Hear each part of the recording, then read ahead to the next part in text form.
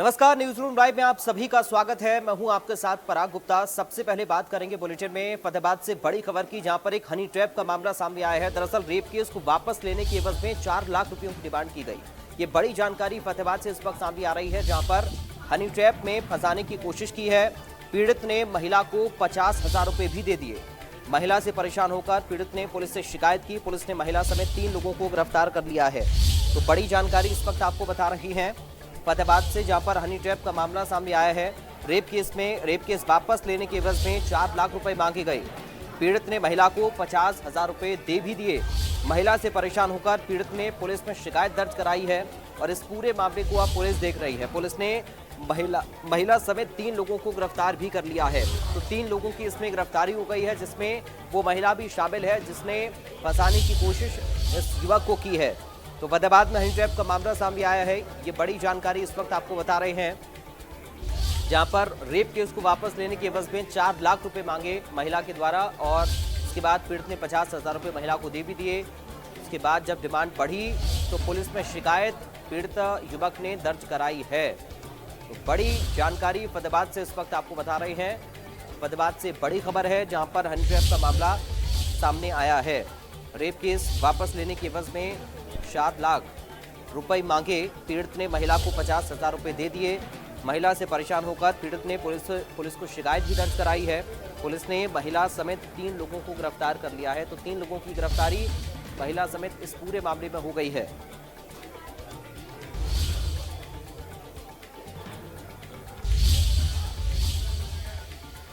और चलिए बढ़ते हैं आगे। अगली बड़ी खबर मुख्यमंत्री से जुड़ी हुई है। पानीपत पहुंचे मुख्यमंत्री मनोहर लाल। उद्योगपतियों के साथ आज मुख्यमंत्री की बैठक हुई है। तो बड़ी और अहम जानकारी पानीपत से इस वक्त आपको बता रहे हैं। उद्योगपतियों के साथ बैठक कर रहे हैं मुख्यमंत्री। समालका में पीआईटी कॉलेज में ये बैठक हो रही है। प्रतिनिधि सभा की बैठक में भी शिरकत करेंगे सीएम।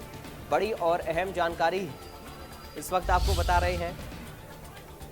पानीपत में मुख्यमंत्री मनोहर लाल पहुंचे हैं। उद्योगपतियों के साथ उनकी बैठक चल रही है। समालका में पीआईटी कॉलेज में बैठक हो रही है। प्रतिनिधि सभा की बैठक में शिरकत करेंगे सीएम। बड़ी और अहम खबर इस वक्त पानीपत से आपको बता रही है। पानीपत से खबर, पानीपत पहुंचे हैं मुख्यमंत्री मनोहर लाल। उद्योगपतियों के साथ मुख्यमंत्री बैठक कर रहे हैं। समालका में पीआईटी कॉलेज में ये बैठक हो रही है। प्रतिनिधि सभा की बैठक में शिरकत करेंगे सीएम। पानीपत से बड़ी और अहम खबर, उद्योगपतियों के साथ मुख्यमंत्री की बैठक चल रही है। उद्योगपतियों के साथ बैठक कर रहे हैं मुख्यमंत्री। समालका में पीआईटी कॉलेज में ये बैठक इस वक्त हो रही है और प्रतिनिधि सभा की बैठक में भी मुख्यमंत्री को शिरकत करनी है।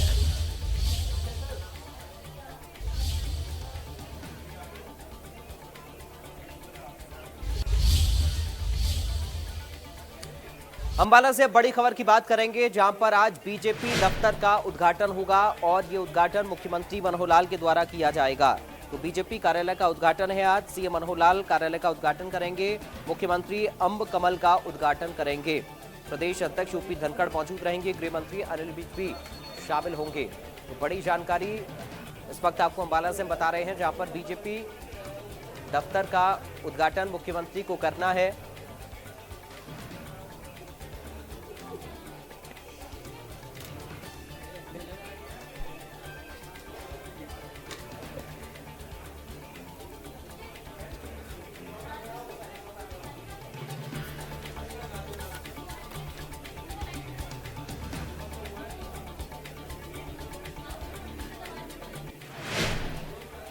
और गृह मंत्री अनिल विज ने अंबाला कैंट में आज जनता दरबार लगाया। उनके दरबार में कई सारे फरियादी अपनी अपनी शिकायतों को लेकर पहुंचे। उन सभी शिकायतों को गृह मंत्री अनिल विज की ओर से सुना गया है।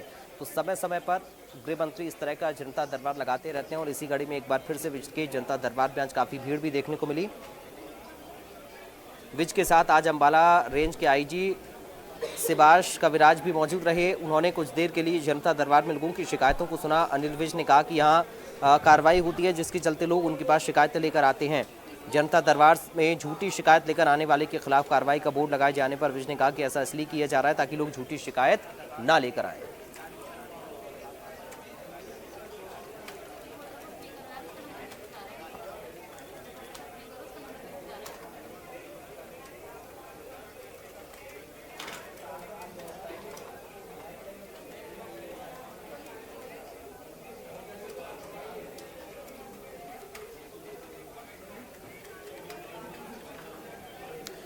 और जब फरियादियों की फरियाद सुन रहे थे गृह मंत्री अनिल विज, तब वहां पर अनिल विज की कार्रवाई से खुश होकर एक फरियादी ने गाना गाकर सुनाया है। खटा दूर दूर ते जनता खुले दरबार विच दुखां दी मारी नी बाबे विच दा ना लेंदे ही फटाफट हो जांदे कम सरकारी नी खुले दरबार वाले दिन आन लैन रहंदे अफसर हम हरियाणा वाले चौकसरियो रे मौका ना दियो पता नहीं केड़े दफ्तर विच चेहरा ही देखना है पीछे वाले छापा पैंदा कुरुक्षेत्र विच एडी चुक चुक वेखदे सिरसा वाले पढ़ जांदे जेरे दफ्तर विच पढ़ लैंदे मिंटां विच किते काले माले हुण तां अफसर भी 9 बजे ही बह जांदे दफ्तरां विच खोल के हरीसन कंपनी दे। और सरपंचों के मामले पर भी अनिल विज ने बयान दिया और कहा कि ये फैसला किसी एक का नहीं हो सकता है, बल्कि सभी को साथ मिलकर इस फैसले को लेना होगा।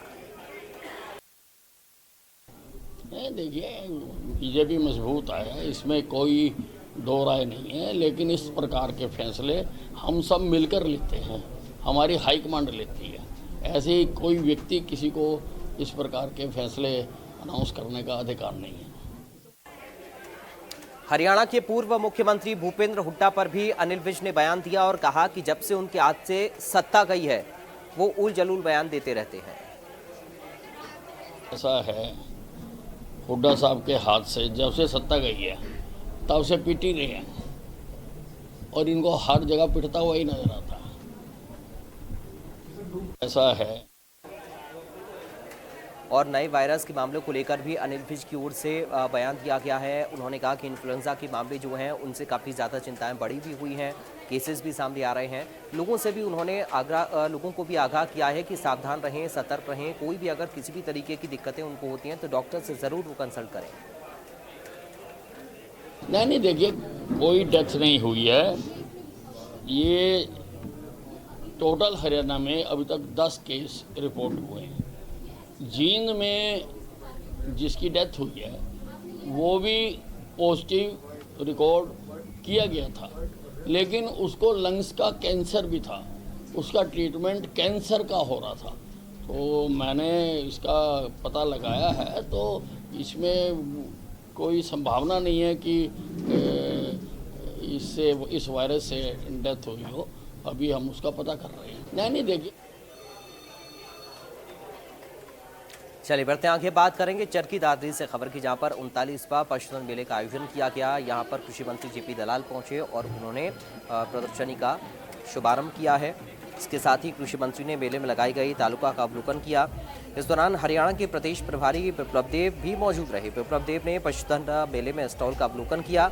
इस दौरान कृषि मंत्री जेपी दलाल ने पशुपालकों को संबोधित करते हुए कहा कि इस बार के बजट में पशुओं के लिए 400 करोड़ का बजट देकर बहुत अच्छा काम किया है।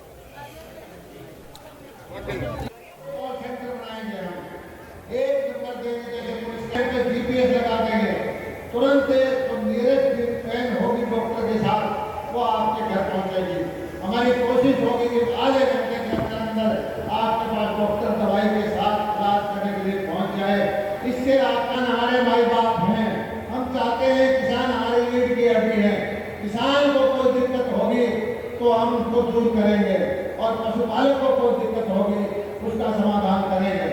दूसरा, जो एक विश्व पशुधन है, आप सबसे मेरी प्रार्थना है, इसी नस्ल के बच्चे, इसी नस्ल की गाय, इसी नस्ल से हम पैदा करें।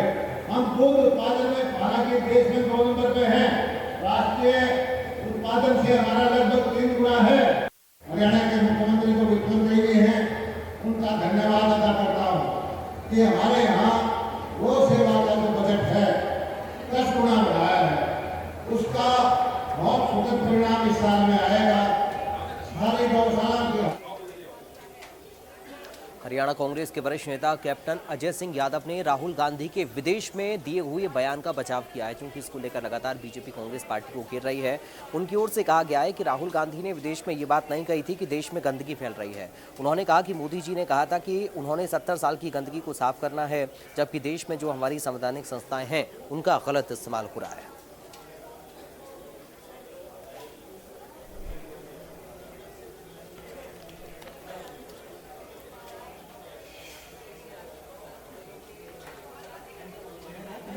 कोई गलत बात तो कही नहीं। राहुल जी ने ये बात नहीं कही कि मैं देश में गंदगी फैल रही है, और जो मोदी जी ने कहा था कि जो गंदगी मैंने 70 साल की साफ करनी है, भ्रष्टाचार को मैंने साफ करना है। राहुल जी ने ये कहा कि जो हमारी संवैधानिक संस्थाएं हैं उनको नष्ट किया जा रहा है, election commission, CB, ED, income tax. उन्होंने ये कहा कि बेरोजगारी है, यहाँ पर आर्थिक संकट में है देश। उन्होंने जो ये कहा कि महंगाई है। उन्होंने कहा कि किस तरीके से हमारी जो संवैधानिक संस्थाएं हैं, सीबी, ईडी, इलेक्शन कमीशन के बारे में उन्होंने कहा कि वो न्यूट्रल नहीं है। उन्होंने कहा कि जुडिशरी को भी अंडरमाइन करने की कोशिश कर रहे हैं। अगर ये बात कही है तो 100 बार कहेंगे वो। बीजेपी वालों को कष्ट इस बात का है कि उनकी पोल जो है, उन्होंने कहा कि लोकतंत्र खतरे में है। वहीं कैप्टन यादव की ओर से सरपंचों को लेकर भी बयान दिया गया। उन्होंने कहा कि अपने साथ हो रही नाइंसाफी को सरपंच भूलेंगे नहीं। आने वाले वक्त में जब इलेक्शन होंगे तो बीजेपी को इसका जवाब दिया जाएगा। किसान, व्यापारी या बाकी लोगों की हम बात करें, सभी सरकार से परेशान हैं। भूलेंगे नहीं जो लट खाए थे, और ना ही कर्मचारी भूलेंगे, क्योंकि अब तक उनके निशान जल्दी से जाएंगे। 1 साल में तो निशान रहेंगे उनके, तो उसका नतीजा इनको 2024 में मिल जाएगा। करने नहीं चाहते वो उनसे। अब वो चाहते हैं कि एक सेंट्रल एजेंसी ही टेंडरिंग करे और सारा माल जो है बबली जी अपना ले जाए। देश के अंदर, पूरे देश में हालात, हरियाणा में नहीं पूरे देश में हालात हैं। कर्मचारी, किसान, मजदूर, व्यापारी, सब तो आज व्यापारी भी, आज बाजार में हम गए थे, इनसे पूछो यार थे हम, मैंने कहा महंगाई जी तंग हो, बोला हाँ जी तंग है। और पूर्व केंद्रीय मंत्री चौधरी बीरेंद्र सिंह की ओर से बयान दिया गया है। उन्होंने कहा कि दरअसल सरपंचों को काम करने का पूरा अधिकार मिलना चाहिए। बीजेपी को लेकर बीरेंद्र सिंह ने तंज भी कसा। उन्होंने कहा कि गठबंधन में बीजेपी लड़ेगी चुनाव तो होगी उसकी कमजोरी।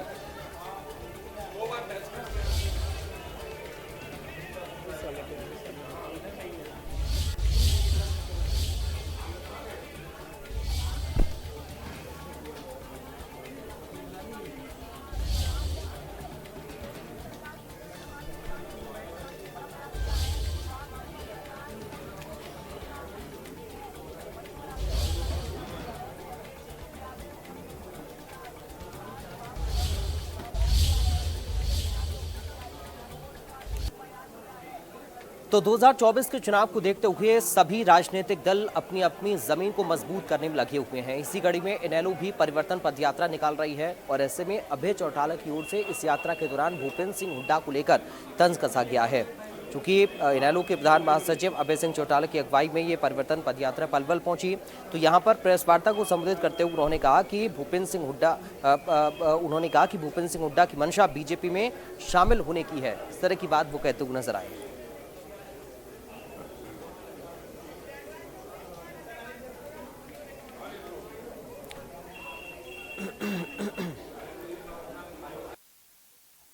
एक तरफ तो कांग्रेस के जो बड़े नेता हैं वो किसी भी मंच पे जाते हैं तो बारी बारी एक बात कहते हैं कि भाजपा के खिलाफ जो विचारधारा के लोग हैं उनको एकजुट होना चाहिए। और इन्हीं के नेता जो है, जो इस तरह के स्वयंभू अपने आप को बड़े नेता मानते, इतना ही बड़ा नेता होता तो 10 साल सत्ता से बाहर नहीं रहता। भूपेंद्र सिंह हुड्डा कोई अपने बलबूते पे चीफ मिनिस्टर नहीं बना था, थोपा हुआ चीफ मिनिस्टर था कांग्रेस का। और आज की तारीख में भी यही हालत है, केवल प्रेशर की राजनीति करता है। ये दिखाता है कांग्रेस को कि अगर आपने मुझे कोई जगह नहीं दी तो मैं फिर भाजपा के हिसाब से अपनी पार्टी अलग भी बना सकता हूँ और कहीं अपने आप को शामिल भी कर सकता हूँ। लगातार विपक्ष की भूमिका निभाने की बजाय भाजपा की भाषा बोलने का काम। और कांग्रेस नेता अशोक अरोड़ा यमुनानगर पहुंचे। दरअसल कांग्रेस पार्टी विपक्ष आपके समक्ष कार्यक्रम आयोजित करने जा रही है और 2 अप्रैल को जो कार्यक्रम कांग्रेस पार्टी का होना है, कार्यकर्ताओं से मुलाकात करते हुए अशोक अरोड़ा ने इस कार्यक्रम को सफल बनाने की बात कही है। इसके साथ ही उन्होंने मीडिया से बात करते हुए कहा कि कार्यक्रम अब तक का सबसे बड़ा कार्यक्रम और सबसे बड़ी रैली होगी। प्रदेश की सरकार पर निशाना भी साधा। उन्होंने कहा कि इस सरकार के ये जो सरकार है ये हर मोर्चे पर फेल है। शिक्षा, चिकित्सा, रोजगार, सड़कें, प्रदेश में नशा बढ़ रहा है, सुरक्षा के नाम पर कोई चीज़ नहीं है, हर मोर्चे पर सरकार को उन्होंने फेल बताया है।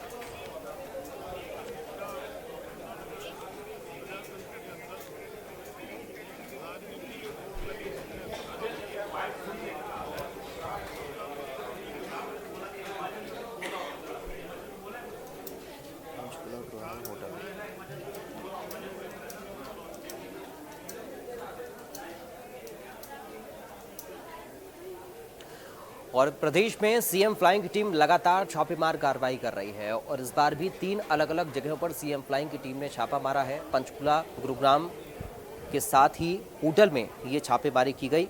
पंचकुला में सीएम फ्लाइंग ने बुढ़नपुर गांव में छापेमारी की, नकली और प्रतिबंधित विदेशी सिगरेट बरामद की। गुरुग्राम में अवैध आहतों पर सीएम फ्लाइंग ने छापा मारा। सेक्टर 29 और बादशाहपुर क्षेत्र में 2 आहतों पर रेड की है और इसके साथ ही अवैध अहाता चलाने के आरोप में 4 लोगों की गिरफ्तारी भी हुई है। होटल में गढ़ी मोड़ के पास सीएम फ्लाइंग फरीदाबाद ने होटल में राशन डिपो पर छापा मारा। लगभग 81 क्विंटल गेहूं की गड़बड़ी का खुलासा किया है। उधर खाद्य आपूर्ति विभाग के उप निरीक्षक की शिकायत के आधार पर पुलिस ने डिपो होल्डर के खिलाफ गबन का मामला दर्ज किया है।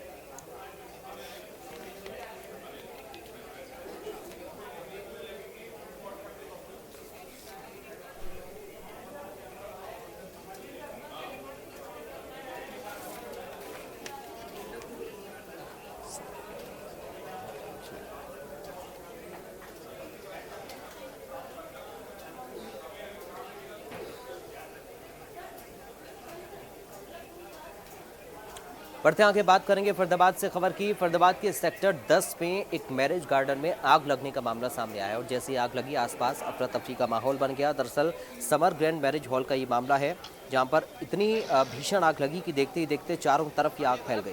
दमकल की टीम ने कड़ी मशक्कत के बाद आग पर काबू पाया। बताया जा रहा है कि मैरिज के किचन से आग लगी थी जो चारों तरफ फैल गई। आग लगने की खबर मिलने के बाद किचन में रखे गैस सिलेंडर को तुरंत बाहर निकाला गया।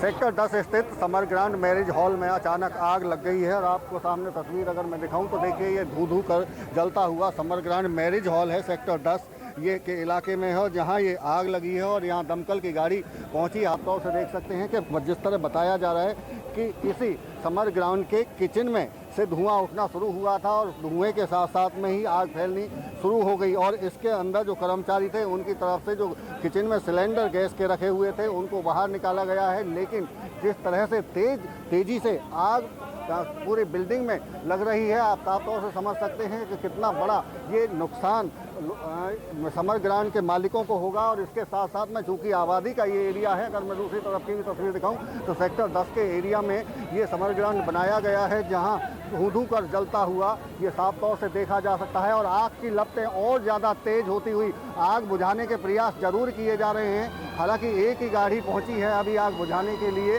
और प्रयास किए जा रहे हैं, लेकिन लगातार आग तेजी से बढ़ती हुई और आग की तेज लपटें और धुएं के साथ में आप धुएं का गुब्बार देख सकते हैं कि किस तरह से धुएं का जो गुब्बार है वो दिखाई दे रहा है और लगातार आग धीरे धीरे तेज होती जा रही है। दूसरी तरफ की भी अगर मैं तस्वीर दिखाऊं तो इधर के अलावा दूसरी साइड में भी इसी तरह का हुजूम देखिए बिल्कुल साफ तौर से देखा जा सकता है, क्योंकि अभी कुछ ही देर पहले ये आग लगी है और इस आग पर काबू पाने की जितनी कोशिश की जा रही है आग अब लगातार उतनी ही बढ़ती जा रही है और ये साफ तौर से देखा जा सकता है कि जो तपिश है अब आग की वो और ज़्यादा बढ़ चुकी है। लेकिन तस्वीरों में अगर देखेंगे तो पीछे तक इसी तरह से आग धीरे धीरे और बढ़ती हुई दिखाई दे रही है। जा सके फरीदाबाद से देवेंद्र कौशिक, इंडिया न्यूज।